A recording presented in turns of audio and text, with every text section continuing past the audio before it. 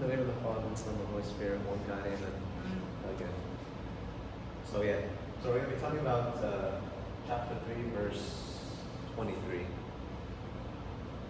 We'll read it together really quick and then I'll tell you how we're going to divide. Can you read? Whatever you do, do it heartily, ask the Lord and not to men. Thank you. And not to them. I want to focus on two things. One is the everyday. Before you start, Yeah. they need to be on point with the big picture. We're gonna start a new series about, let's start it off well. We're gonna talk about a couple of topics. Each week we're gonna talk about different topic, and we're gonna start with study and work. So let's start off well with study and work, so you will understand what we're talking about. Starting off well. صح كده؟ Yeah. Starting off well. So here's the way I wanted to divide it. I wanted to divide it in one part of life, and hopefully it makes sense. Hopefully it makes sense. One part of life is all about the routine, everyday tasks, the mundane stuff that is seemingly meaningless. You just gotta do it. Just gotta do it. That'll be the first thing we talk about. And then the second part will be things like our occupations, service, school, our position in family. So our occupation, positions, and everyday tasks. I want to start off with everyday tasks, and I'll explain. It'll become more clear what I mean by everyday tasks. But before I speak, we have to make an agreement. We have to agree on a premise, because otherwise it's not going to make sense. The premise is we have to agree on what gives life meaning. What gives life meaning? Like Sunday school answer or It might be the right answer. What is it? God? Wow, yes. Yeah. God, yeah, it is a Sunday school answer.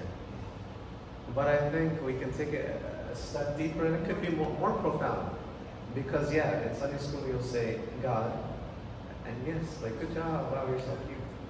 But on a deeper level, and we'll mention the verse later, it's through God that we live and move and have our being, so that every step I take, every word I speak is an act of worship. So everything I do could be meaningful, down to the most insignificant step, could be meaningful.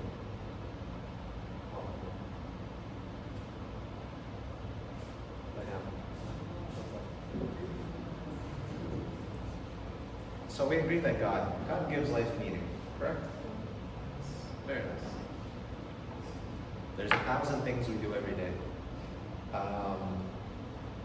Starting from the very beginning of the day, we wake up. I have to get out of bed. I have to brush my teeth. I have to shower. For the sake of everyone around me, I have to do my hair. I have to put leave-in conditioner, and then the moisturizer, so it looks good. Will you do this daily? Yeah, very high maintenance. Yeah. And I can only imagine what you guys do, like girls. Oh no, thank you. I'm just Yeah. reading it once a week and that's it. That's it? Yeah. Oh, wow. Okay. So there's like a bunch of little tasks that we do every day that add up. Okay, after that, then I have to put on clothes. Then I have to clean my room. Or if I have a house, I have to clean my house. So corrupt. Huh? So corrupt. Yeah, I mean you have to. And then I have to go to school. I have to spend time driving. Then at one point I get hungry and I have to eat. It's a bunch of little things. I have to wash my face too. Like it's a bunch of little things that if you sit and think about it, it's like, my goodness, I waste all of my day doing nothing. All of my day just doing these things that I have to repeat every day. It's kind of like tiring. Just I do this and I know tomorrow I have to do the same thing. Tomorrow I have to do the same thing. And I'll be doing the same thing for the next 80 years. Is that my life? With Amir, if I made it to like 40, I'm 39 already. If I made it to 40 with Amir, that's gonna be a miracle. Yeah, stress will bring it in by like 20% or something. Stay away from beer. I have another Amir at home, so I can start. That's funny. It's very So it's kind of a hopeless thought that I have to do these things over and over and that's what makes up my life. And I wanted to look at stats. I wanted to look up, okay, how much of this actually takes up my life? So it says, from what I found, we spend totality of our life about 38 days brushing our teeth. At the end of my life, I would have spent about 38 days brushing my teeth. If I brush maybe morning and night, sometimes in the evening, if I eat like fish or something, could be more, could be like 58. Oh.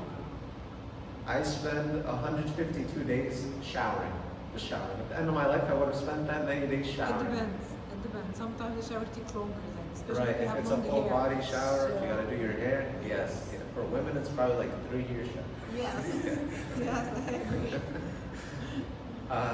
Before even entering college, I would have spent about 187 days just doing homework. This is before college. After college, I have no idea. Probably triple that. Oh wow. Oh, Cleaning, at the end of my life, I would have spent 317 days cleaning. On average. That's almost a year. Just a year cleaning every minute of the day. well, that's all. Yeah. It should be Less. bigger than that. The number should be bigger. Should be bigger? Yes. Oh, this is an average. Honestly, it might not be a bad idea to invest in a maid or like a cleaning maid. It might be a good Yeah, idea. I think I have to rethink about this. Yeah.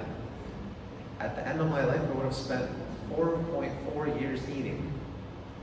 Almost Okay. 5 years of my life just eating. And some of us, I know the number's probably a lot higher. Especially the guys, including myself. I don't stop eating. Easily double the year. Easily. Especially as Egyptians, like, Yeah.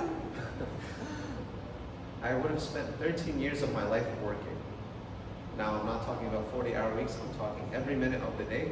The totality of it would be, if I work from now non-stop, it would be a total of 13 years at work.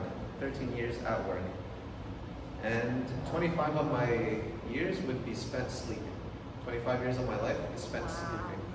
So I'm 26 years right now. At the end of my life, I'll probably have slept the same age as I am right now, which is insane. So we have all these things that we need to be doing, and that we probably don't even think twice about, and we just have to do it for the sake of routine. And we kind of do it mindlessly. And that takes up more than a quarter of our life. And like you were saying, probably even sometimes more than half of our years are spent doing things like that. I didn't even take into account driving, like to commute to back and forth from work, 30 minutes coming, 30 minutes going. Whatever other tasks you can think of, shopping, grocery shopping, making food. We spend more than half of our life just doing these seemingly mundane, meaningless tasks. Dude.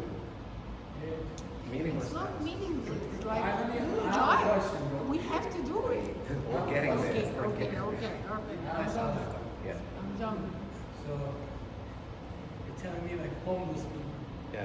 they don't do all these things. Right. Are they using the term wisely? Yeah. I would say so. Blessed are the poor. There's the kingdom Blessed of are the heaven. poor. Yeah, theirs is the kingdom of heaven. The less things I need to do, honestly I'm only saying it to just oppose him because I know he's trying to like catch me in something. But yeah, maybe it is nice. And some saints got to the point where they weren't really paying attention to their body. That Abu Yusuf never took a shower. I think, right? Some people decided to put off certain things to dedicate it. I don't think we should do that. I think we should shower, right? Everybody's called to do something differently. Maybe if a homeless man is using all his time dedicated to God, then yeah, okay. But it's not realistic, it's not realistic. They're probably, most of them are using their time forming conspiracy theories and things like that. So it's not really the case that they're using it to praise God. If they are, then God bless. But I don't know. But we agreed that God is the one that gives things meaning. Can we say that I spend or I give priority to God, or I think about God when I'm doing something like brushing my teeth, or when I get out of bed you do? How do you do that, Esther? Understand? لا يعني تكمل وهقول لك ليه. Okay. I'll tell you that. Sure. So we gotta do these things. We gotta do them. But how often? Esther, I'm glad you do it. And honestly, I feel like we need to. It took me a while, bro. It took me a long time to get into that mentality. Yeah, to teach my brain how to do this. Yeah. So actually, my father, Commission Group, told me this a long time ago that there is a verse for everything. I'm good. So we can hear. Okay, there's حفظني آية على كل حاجة بتحصل في اليوم. Once I woke up from the bed, أنا اتجعت ونمت ثم استيقظت لأن الرب ناصر. دي أول آية بقولها أول ما أفتح عيني الصبح. It took me years to remember that I have to do this. When I'm brushing my teeth, اغسلني فأبيض أكثر من الثلج. Oh, that's nice. كده على كل حاجة بتتعمل وأنا بلبس I forgot the آية. Sometimes I forgot. I don't remember all the time. But هي وألبسهم حلل بيضاء. Verses like this, you can add it to your life routine, so you would remember the word of God. It depends. يعني دي الآيات اللي أنا حافظاها. It depends which one. Yeah. Over. You said it perfectly. You said it perfectly. There is really not much. There's really not much to add, other than what you said. If I can learn to remember God in those half of my life where I'm doing these things that usually wouldn't involve God in, then those things could be meaningful. Those things could be meaningful. Because again, maybe you're the kind of person who just doesn't want to do something unless it serves a purpose. If I can dedicate every action to a higher purpose, then I'll be more willing to do it. Right? I'll be more willing to do it. If I know I need to go somewhere, then I'll be more willing to get up, to make myself clean, to get dressed, get up early. It's the same concept. If I keep in mind that I am moving through life with intention, wanting it more meaningful than just the average person, then I walk about it in the way that Esther just mentioned. Every step I take, everything I do, I can remember God in it. There's a verse for it. I wake up in the morning, I realize God allowed me to wake up. I think that this is something I'm entitled to. No, you're not entitled to it. There's plenty of people who haven't woken up. You're privileged. You got that privilege. You get to get out of bed and stand on your own 2 feet. You think you're entitled to that? No. That's a privilege. There's people who only dream of that. Getting out of bed and walking. You get to brush your teeth. You get to take a shower. You think you're entitled to it? That's a privilege. Not only do you have the resources for it, and God has blessed it, and I learned to thank God for that, but you're also capable of being an independent person, autonomous. I can move. I don't need somebody to serve me constantly. That's a privilege. And if you've ever spoken to anyone who's experienced like a loss in physical ability, they'll tell you that it's a kind of grief. Like I grieve that I can't do this anymore. I wouldn't have imagined that something so simple that I wouldn't have thought of twice. Now I had to go through rehab for 5 years just to get that motion back. If you talk to anyone working in occupational therapy, anyone gets a stroke, their therapy, you have to learn how to sit up and down for I don't know how many months. This is your practice. And once upon a time you used to just go home, sit, get up. Now you work 6, 7, a whole year just so you can gain that ability back. So you think you're entitled to these things, but it's a privilege. So all these things, if I can remember God, I can remember God in my ability to eat even. If I can remember God in my ability to drink, people really can't. There's people who really can't.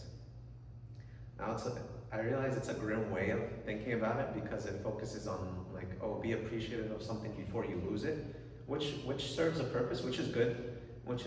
But at the same time, I want to look at it from a thankful perspective. I get to do all this, and I get to share in this with God.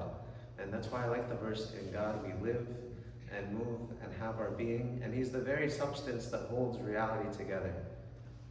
If you ever feel alone, God is the very substance that holds reality together, that holds your vision in place. I can see that without Him, I think I would deteriorate. Reality itself would fall apart. It's God who holds everything and everything. So there really is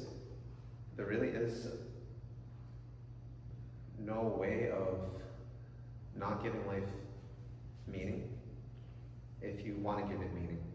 because we can keep God in any of these moments, even cleaning.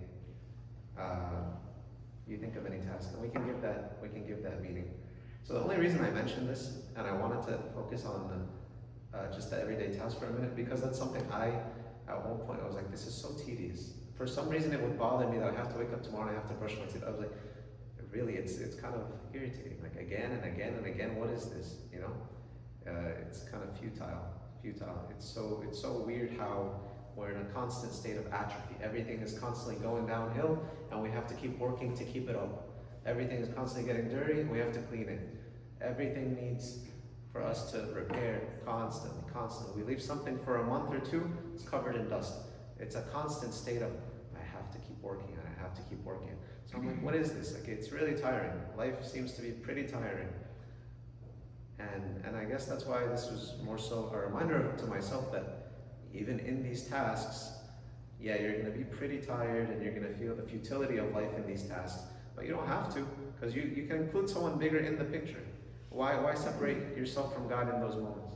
Why separate yourself from God in those moments?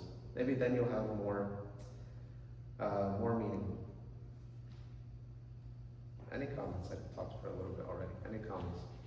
Any of your thoughts? No? I like the part when you said that when you have like a bigger meaning, you would do it like in a different way.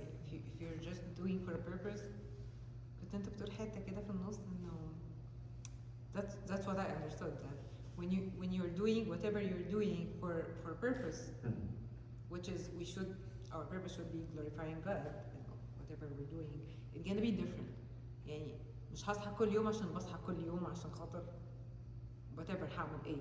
انا بصحى عشان في صحياني ده انا بمجد ربنا، بقول له بشكرك يا رب على يوم جديد، شكرا على نعمة اليوم الجديد، شكرا على نعمة ان انا قمت من السرير, which is me personally, sometimes I cannot get out of bed.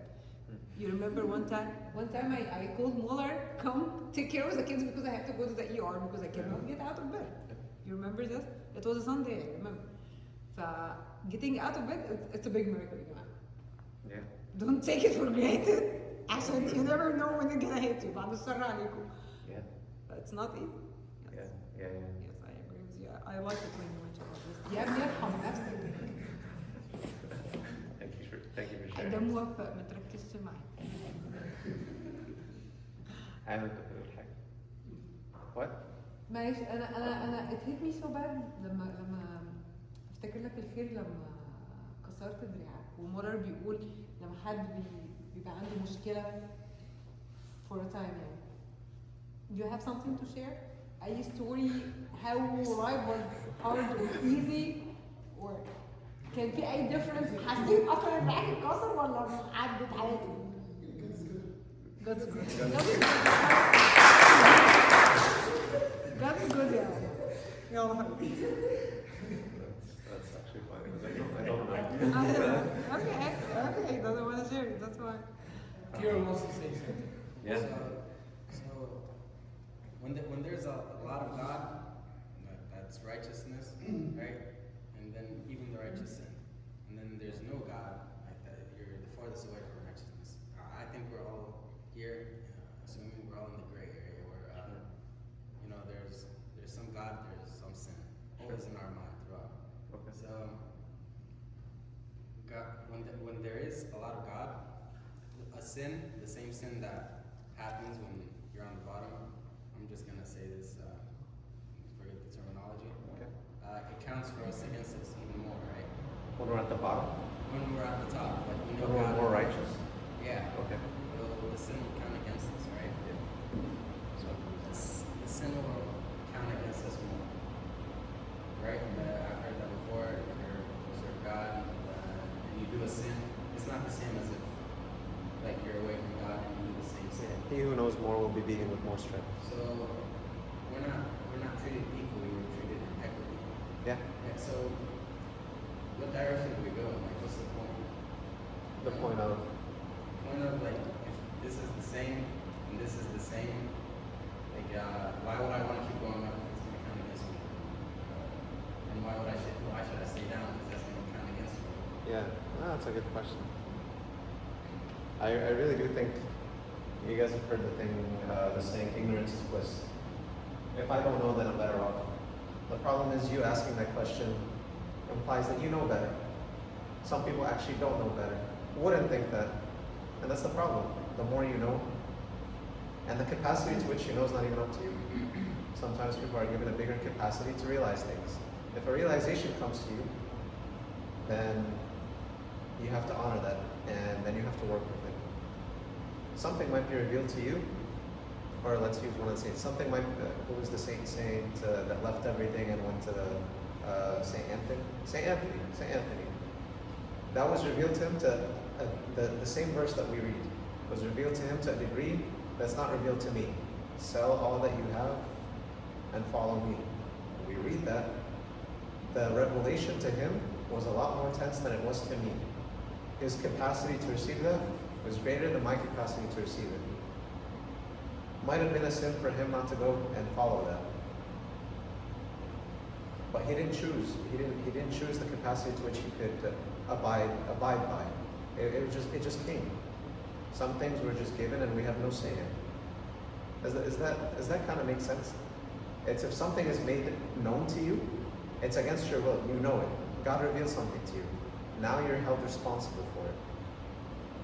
So it's, yeah, if I didn't know and I'd stay at this point, I would still have reached my limit. But if I'm aware and I decide to stay here, then I didn't reach my limit. So I'm not ignorant. Now I'm choosing to be blind. And that was the whole thing about the Pharisees. There would be no sin against you if you were blind. They asked, are we blind? No, the problem is that you know, but you choose to be blind. It's the same thing. You can operate at a much higher capacity. You could do much more, but you decide not to. And that's why it's sin. Because you're not blind. If you were ignorant, God bless. God wouldn't even bring it up. But you're not ignorant. That's the problem.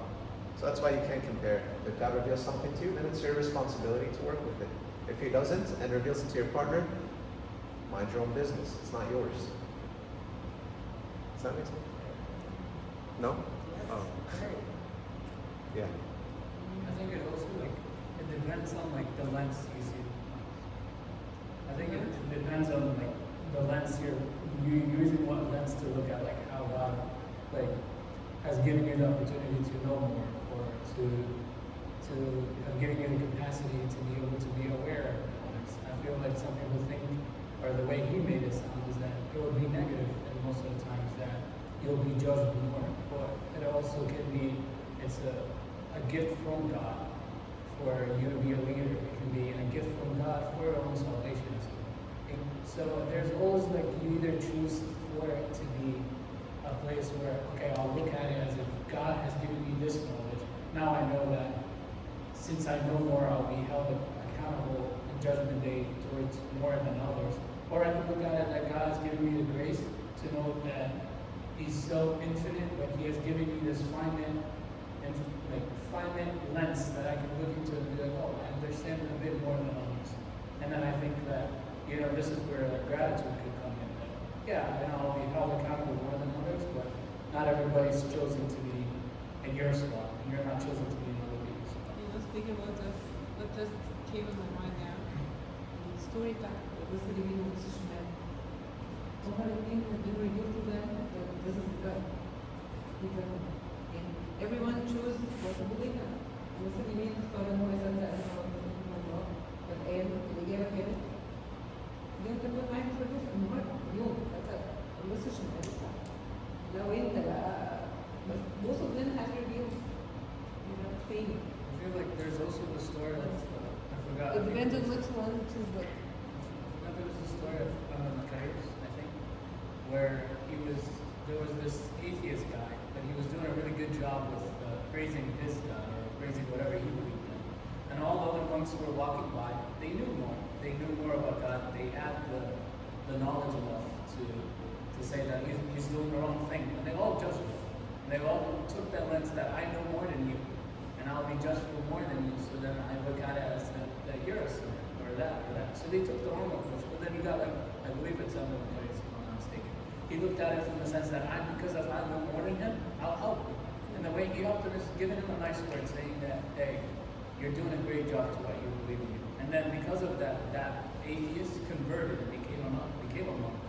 So it depends on You see, God can give you so much knowledge and can put you above others, or can hold you accountable for so many things, but it's as well as, okay, am I going to take this in a negative way, or am I going to take it in a positive way? And that could be a change to others. So I believe it depends on how you're looking at things. Does it answer your question or Yeah, confuse you more? I'm just saying, like, it's so exhausting. Like St. Paul and St. Anthony, they probably saw themselves more sinful than how we see ourselves. It was like, it's like when you wake up at like 5 a.m. and you know you're not getting home until 9 a.m.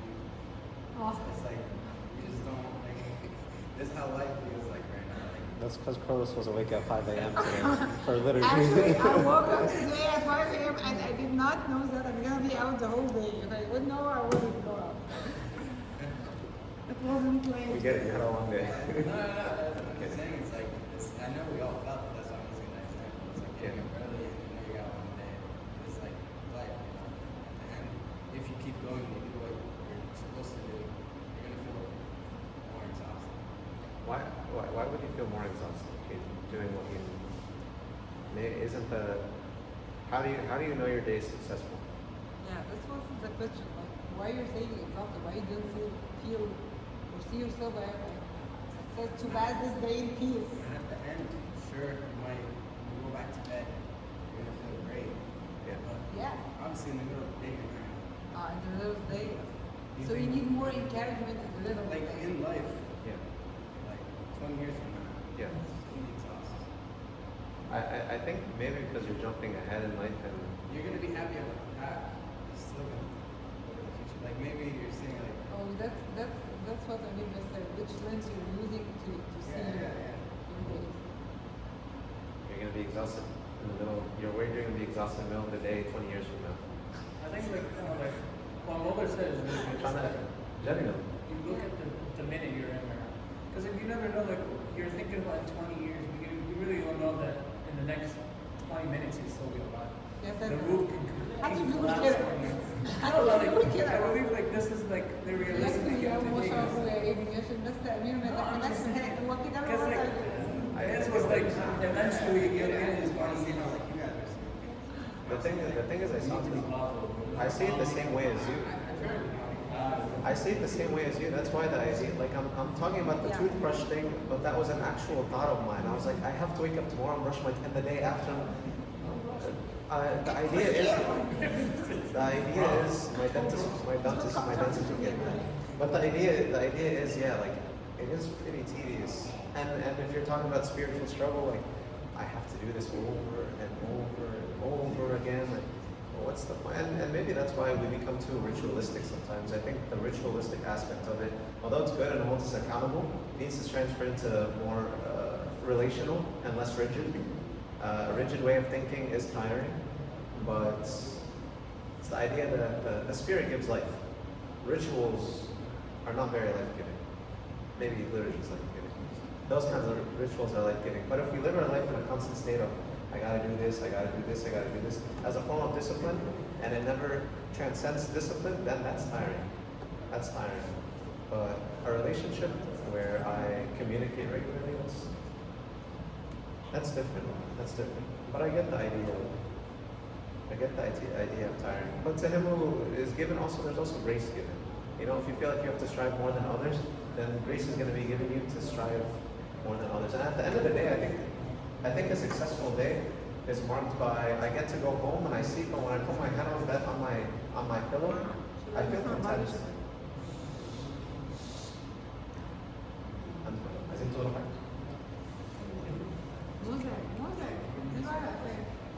I think a mark of a successful day is when I put my head on my pillow, I feel at peace, content. I did what I was asked. I think that's a mark of a successful day, even though the day was tiring. If I can sleep peacefully at night, thank God for that. أسوأ حاجة؟ أسوأ حاجة؟ لا مش عايز شغلك ايه. Okay, let's take mine. We're running out of time. He came 40 minutes late. I still haven't even spoken about what they wanted to speak about. That's the problem. We'll be done in 10 minutes. I think it's 10 minutes. You're so cute. The idea, now the verse. I wanted to talk about the mundane everyday task, and now the verse. What's the thing? Read it first. Whatever you do, work at it with all your heart as working for the Lord, not for human masters. Okay. Okay. So think with me. Think with me on this one. All of you guys are working. Some of you are in college. There's always hope that the future holds good things for me. There's always hope that I'll have a good position in life. I'll have a good job. I can support my family. That I'll be thriving. I won't just be surviving. I won't be meeting ends meet, but I'll be thriving. Like I'll have good things. I'll have nice things. And those are good hopes. Those are good hopes. But have you ever considered the idea, okay, what if I actually don't get that? What if I actually don't really have a high paying job? What if I do live paycheck to paycheck? What then? What if I just work a 9 to 5 and that will be my life for the next 80 years?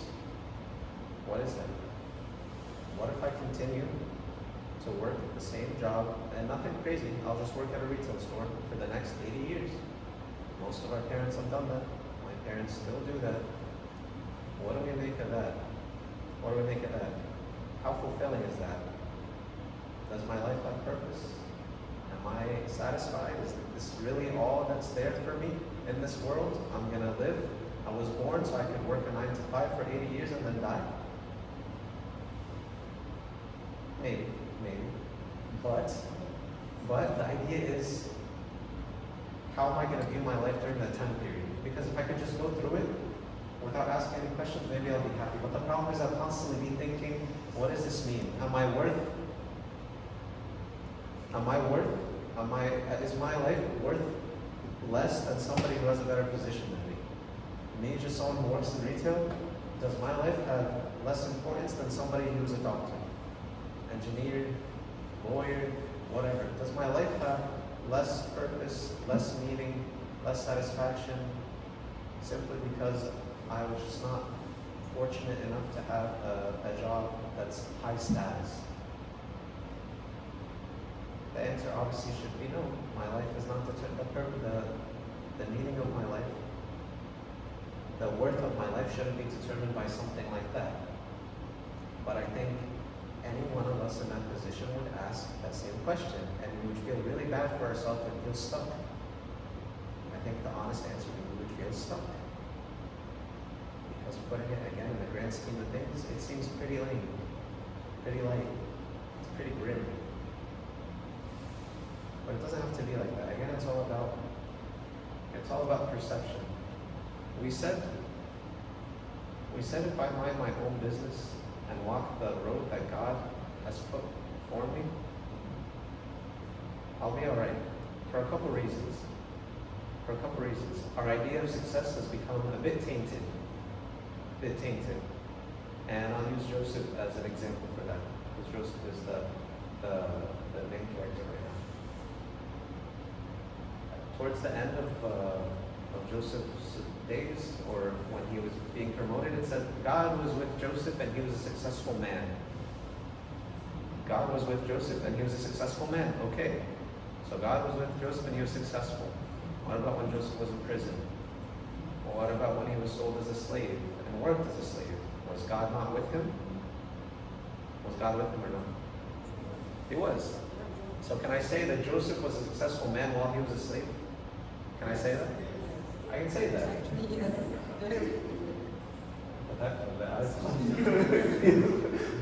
Yes. He was. Joseph was a successful man even as a slave.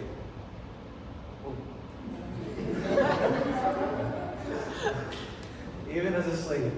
Even working as a slave. One second.